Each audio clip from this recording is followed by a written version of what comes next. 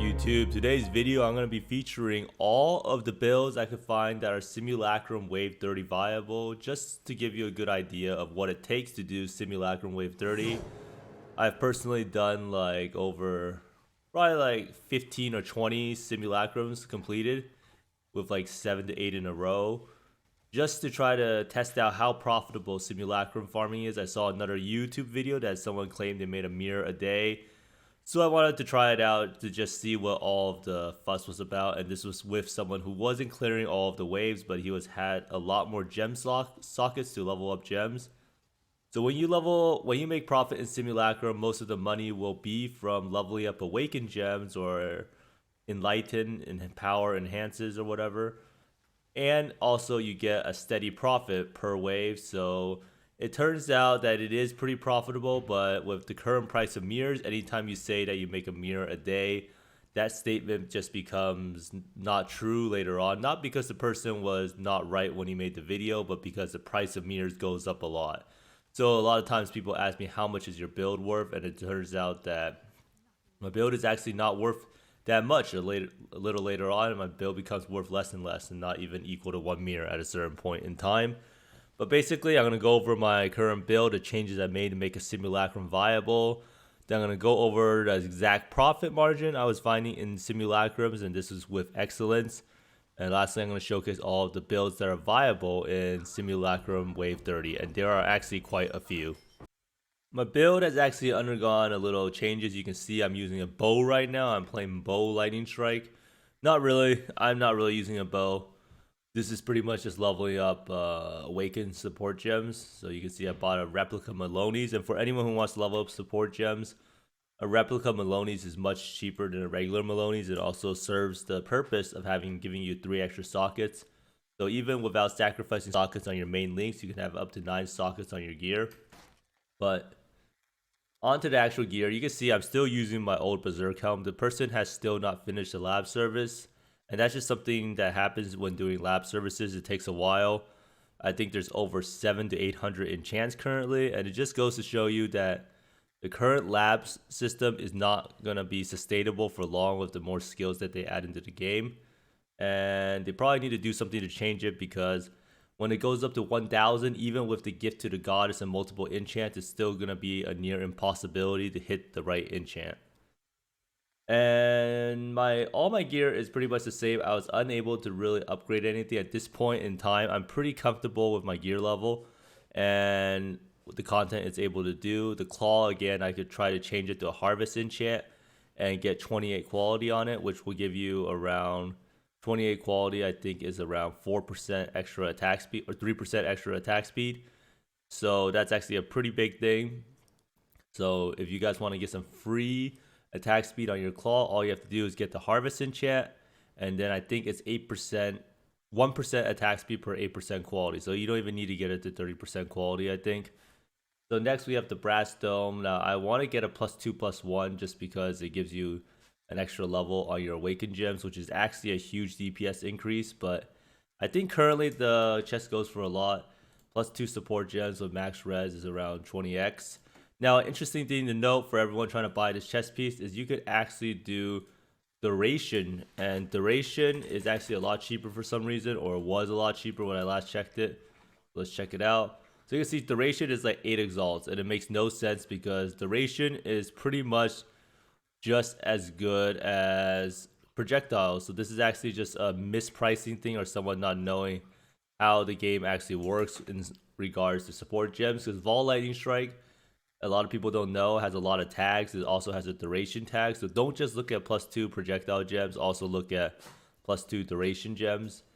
Now, these rings are probably irreplaceable. It's really hard to replace like rings because in general the resists are pretty tight, and it also has a stat on it. But I will probably try to buy a better ring. I do think that this is probably one of the better sources of upgrades at this point in time, because I can probably spend around 5x and get a really good ring and have 2 good prefixes. So gloves, I was thinking about maybe recrafting it to try to get a higher resist, which would help out a lot. It's not too expensive to try to recraft it. I think every single attempt with reforge key prefixes costs around 1x, so it wouldn't take a lot to get a better gloves, but I could also not hit it and waste like 20 exalts. but this pair of gloves should be a lot better, as I don't really like to see multi-mod on gloves generally. But Headhunter, there is an enchant on the Headhunter I want to get, which is really, really important. It's called Wither. So every time you use Withering Step, it gives you -6 to all res on the enemy. So the enemy will get 6% LE pen pretty much. And this will pretty much be up all the time as you're pretty much spamming Withering Step and Berserk on cooldown. Now, the sad part about this is the enchant is pretty expensive to get from a lab runner. I think the enchant runs around 7 exalts for belt enchant. So anytime you want to get an enchant from lab, I think the helm, the enchant ranges from like anywhere from 1 to 10x or 3 to 10x, depending on how popular the enchant is. The boots is usually a 1 exalt, and then 4 exalt for LA pen, and then chaos damage if you kill recently. And then the belt is 7 exalts for any enchant, purely because the belt is pretty hard to get, and because they can't get multiple for every run, or they can only get 2 tries at it. Now, you can see here pretty much the gear is mostly more or less done to a certain extent. Like, I don't really see that many problems with it. The biggest problem is chaos res. So like, if you wanted more chaos res, I could definitely reforge this until I got chaos res and another resist, and maybe sacrifice some attack speed. It'll probably be pretty good. Or I could even like multi-mod, do suffix prefixes cannot be changed, craft on life, and then reforge chaos, and I will also get chaos resist on this pair of gloves. So there's a lot of different options I could go for. I am going to still release a crafting guide in the next video for the gloves, the helm, the boots, and the claw, as those are the most important pieces. And in terms of flasks, since I'm doing the Simulacrum, and I did make this character a lot more Simulacrum viable, these are the flasks I'm currently using. I dropped the Jade flask purely because it wasn't up enough of the time in Simulacrum when I was fighting Kosis, which is pretty much when it would matter the most. And also I needed more crit and damage, because I really believe that for my character, getting more damage is the best way to do the Simulacrum faster. And it also means that you can get more waves of rewards for Simulacrum. And because if you do the Simulacrum slowly with a tanky character, you will definitely not make money in Simulacrum, as I'll show you in a little bit. Now for the passive tree, I did make some quick changes. I did take Unwavering Stance, and this is why I dropped the Jade Flask, because I have Unwavering Stance that I can't evade. Now the main thing about this is I don't like getting stun locked. Getting stun locked in Simulacrum is pretty much a surefire way to die, so that's why I took this node. Now, Impale is pretty bad, but I can't really make the resist work currently, but I can do You Cannot Be Impaled. Now, I would probably take this if you're running Simulacrum, as Impale pretty much ignores all your physical damage reduction. So taking this node, You Cannot Be Impaled, will make your life a lot easier. Now, the big change I made to the tree was that I dropped all of these life nodes and pathing nodes, and I got rid of this increased effect of ailments. Now, the reason I got rid of this is because it made the tree pathing a lot better. I didn't need to path all the way and spend 2 pathing points and then take these bad LE damage nodes. So you can see here, the tree is a lot more efficient, and theoretically I could also drop 2 Pierce and take Anomalous and get another point on a tree. And with good enough gear, I will probably drop a Lyra. I know a lot of people talk about the bandit choices. I did help out a Lyra, and having 2 extra points, I don't really know where I would put it, but there's got to be a pretty good place to put it. I'm not really sure where. Like, this node right here is pretty efficient. 5% life, 5% chance to suppress spell damage. In fact, I already see a change I could make. I should probably take out this node right here and put it into this, as this seems a lot more efficient to me. But basically, the big change I did make was the cluster jewel. I added in another exert cluster jewel, even we don't exert any attacks. Now, the thing that this does is enemies taunted by your war cries are intimidated. So every time we use General's Cry, we taunt everything around us, and then it intimidates everything around in the area around us, right? So this is pretty much 10% more damage. And then the main thing is this one. War cries have a 5% chance to grant an endurance frenzy or power charge per power. So that means we have infinite power because of Red Blade Banner. So every time a war cry will either gain an endurance charge, power, or frenzy charge. And this is incredibly important for bossing because it allows us to get power charges up as long as we keep our war cries up. So you can see it's kind of RNG. So right now I'm getting endurance charges, and I finally got a power charge. And this 150% crit chance, helps out a lot because this crit chance allows us to get crit capped even though we have low brittle against some of the bosses. So between the power charges, the bottle of faith, I'm able to reach like 100% crit chance with lower brittle. And that's actually huge for fighting Kosis, especially when you get reduced effective ailments on your Simulacrum. So this setup is more or less for Simulacrum farming. I don't really know how much of a value you'll get from mapping with getting discharged, because you'll usually get Frenzy or Power Charges already from Assassin's Mark and Blood Rage. So this is pretty much just for when you don't have any enemies and for bossing. Let's swap this in. So this is probably not a good setup for everyone, but I know a lot of people have questions about it, so I just added it in the explanation. So now let's go over all of the builds that can do Simulacrum and how profitable Simulacrum actually is. Okay, I wanted to go over quickly the actual profit of doing Simulacrum. I made this little Excel spreadsheet. I can share it down below, but basically pretty simple stuff, right? I took Excellence and I tried it out. I ran a lot of Simulacrums and it seemed like around the profit was 2.5 to 3x or so, maybe a little less, maybe a little more. And this was over a course of like 10 runs of exalts per hour after factoring buying the Simulacrum. Now the problem with the Simulacrum is that you just get a bunch of stuff to sell, and it does account for a lot of stuff. And even when I lowered the threshold to like 5 chaos, it still included a lot of things total.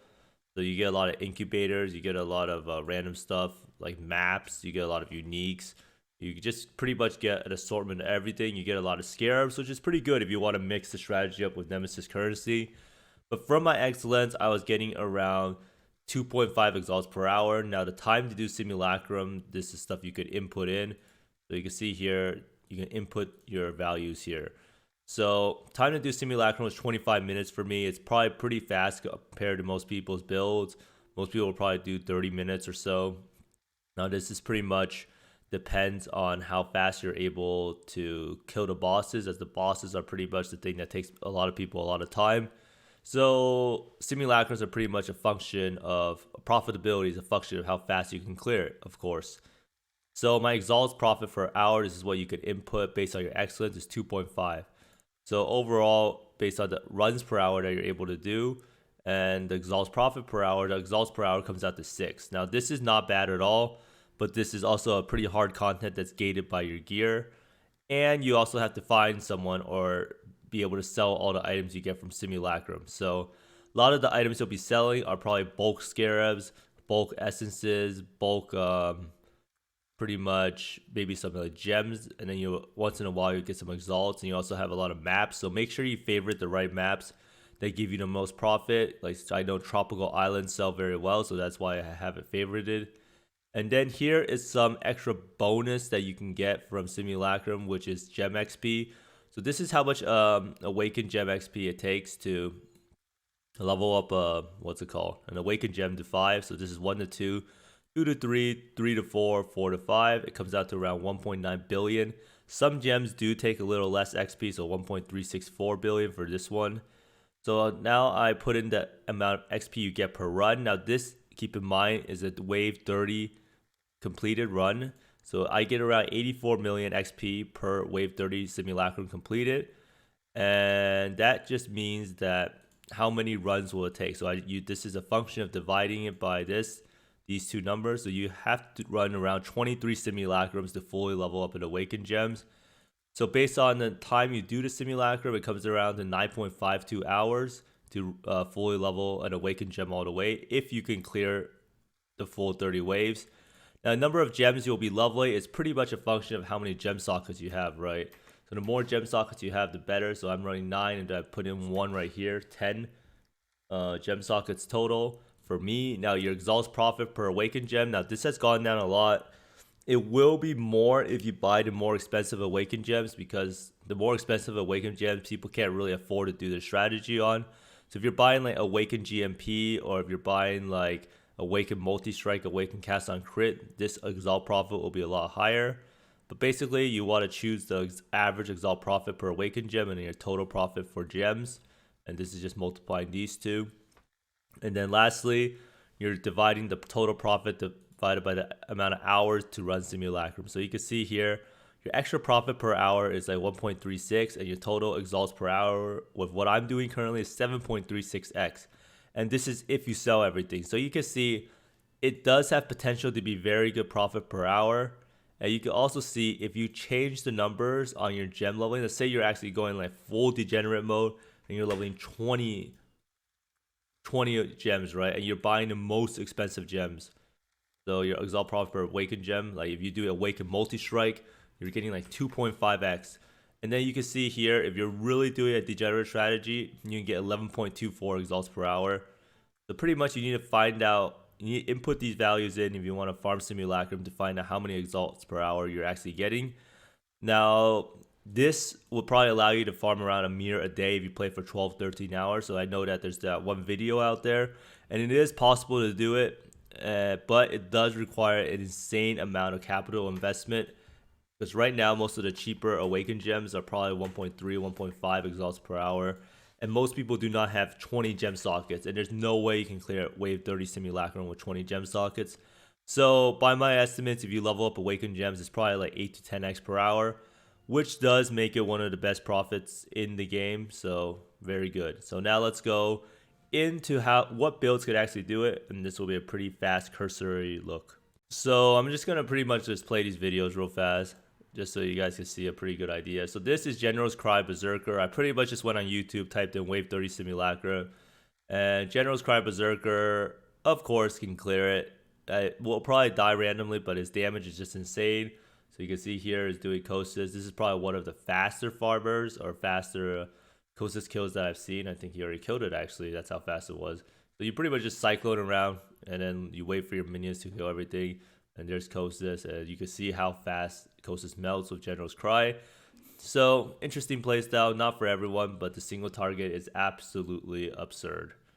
Now, the next build we have is one of our favorites, which is Lightning Strike Raider. And this is actually pretty much just Lightning Strike Berserker, but as a Raider. You can see here the difference between Raider and Berserker is the attack speed is a lot slower.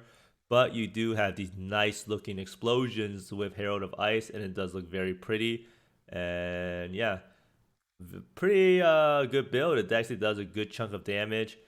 Very strong, what's it called? Simulacrum farmer. It does seem a little squishy now and then, but like my build, I can get one-shotted pretty easily, but you can see the damage is actually pretty good. And you actually do get a pretty high shock value on Kostas, which is really nice to see. But very strong build. I highly recommend it if you want to farm it.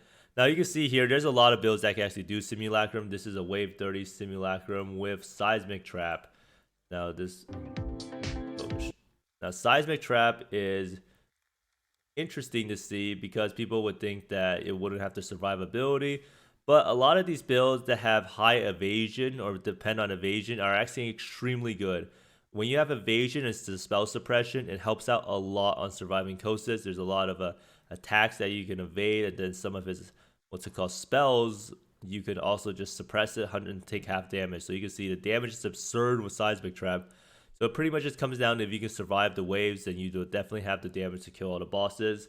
Now, the main thing I found out was that it was actually a lot easier to do Simulacrum than I expected, as long as you satisfy like one of two categories. One, which is having enough damage to do all the waves or kill all the bosses nearly instantly, or you have the tankiness through stacking like evasion or block, and then the fight is literally a complete joke. You can see here, this is Lighty's kill.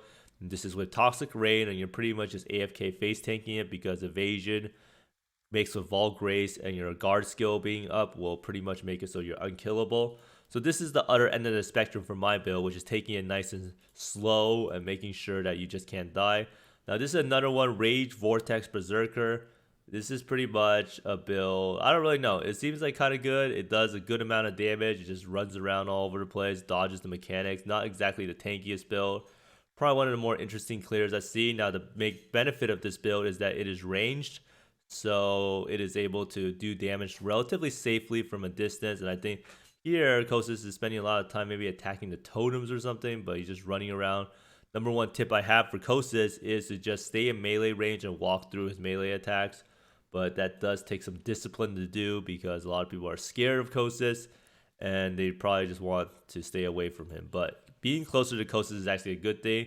And now you see here, this is probably the best budget, whatever you call it, Simulacrum farm, which is skelly mages. You can see here, this build is just overwhelming the bosses with a lot of minions, and the bosses can literally just do nothing. Let's see here. This is towards the end, and I do see this build has some insane damage. You can scale it pretty high, and I think it's a pretty safe build. Supposedly, you can even go like pretty AFK and just hide in a corner. But I don't really know much about skelly mages, but I do know a lot of people say that it can clear wave 30 and it can clear it pretty easily. So let's see here. This is both bosses up at the same time. The damage is actually pretty good. And you just have so much stuff up that I think that you're just incredibly safe. And the bosses just can't really do anything to you. It's not exactly the fastest killer here from what I see, but it really just depends on your gear. Do see that you get kind of chunked from it, but with so many minions up, it seems like the bosses just have a hard time actually attacking you, and you're pretty much just able to stay safe the whole time. So this is another viable option. Now this is the one that you saw at the beginning of the video, and it is actually Ice Storm, but this is not standard. I don't really know how good this guy's gear is. He has 20k ES, so probably not too good to glean much from this, and he's just able to AFK tank it pretty much. Now this one here is another standard build. I wouldn't really look into these as inspiration for doing it. Now this is just Cyclone with Aziri's Acuity. This is actually one of the first videos I saw. And he's pretty much just able to tank everything in sight because of Acuity Leech. And yeah, pretty much if you have good enough gear, anything's possible. You can pretty much use any build you want. And this is actually, the next one we have here is Eric Hawley's Fane. Now this is an immortal version of the build with Aegis Aurora, but pretty much you can be any type of Eric Hawley's Fane and you can do it. It does seem like there is a common theme, is that minion builds are pretty good for it. Lightning Strike is pretty good for it, and Trappers are also extremely good for it because your blind evasion chance is spell suppression. And there are a lot of builds that can do it in my opinion. But there is a huge distinction to be made between builds that can do it and builds that can do it consistently, and how fast you can actually farm it. Because like a lot of these kills are just going to take so long that you're going to be doing not a 25-minute simulacrum, but you're going to be doing like a 30, 35, 40-minute simulacrum or something like that. And it could take you quite a while. It's just not going to be profitable. So it's just going to be something you do pretty much to showcase that your character has done it once or twice. And you can also break it really easily if you get some really bad mods on it. Now this is another one. This one I'm actually pretty surprised, but this is another build that utilizes evasion, spell suppression, and some sort of block. I think they have a little bit of block too, right? So with 84% evasion, high block chance, your character is probably not gonna die, right? Or you're gonna be able to stay alive, whether through like your guard skill being cycled with your evasion entropy chance. But basically, Poisonous Concoction can also do it. The guy did say he tried it a few times in order to kill it. But it is nice to see that you're pretty much able to do wave 30 as long as you fish for the right mods. You don't get like a resist on the elemental damage type that you're doing. And you pretty much are just able to tank everything. Like, just stay next to him and he won't do a lot of moves. So you can see here, he's slowly killing the bosses.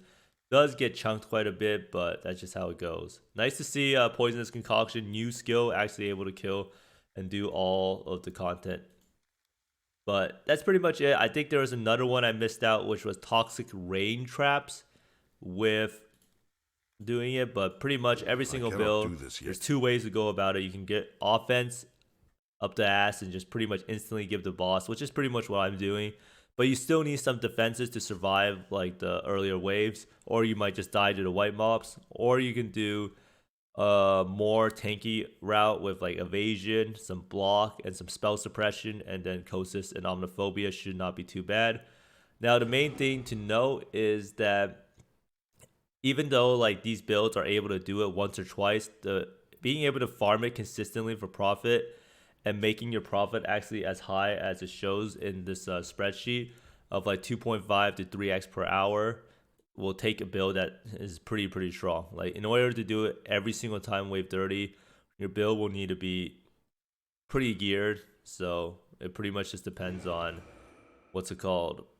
on if you're willing to do it for profit. And Simulacrum in the beginning is pretty boring, but I pretty much just wanted to showcase all of the builds capable of doing it, because a lot of people always ask me in chat like what builds are capable of doing Wave 30 Simulacrum, and the answer is quite a lot of them if you stack evasion and your build has somewhat respectable single target. And the other question I also get asked is how profitable Simulacrum is, and the answer is quite profitable and may become one of the best money making methods per hour in the game if you're able to sacrifice enough gem slots and you can do 30 waves consistently in a short amount of time. So I'm going to include the spreadsheet. You can plug in the values that you need and you can see if you should be doing Simulacrum. And the answer is probably no for the majority of people. But thanks for watching, everyone. I hope you find more mirrors and exalts than I do, and see you next time. Bye.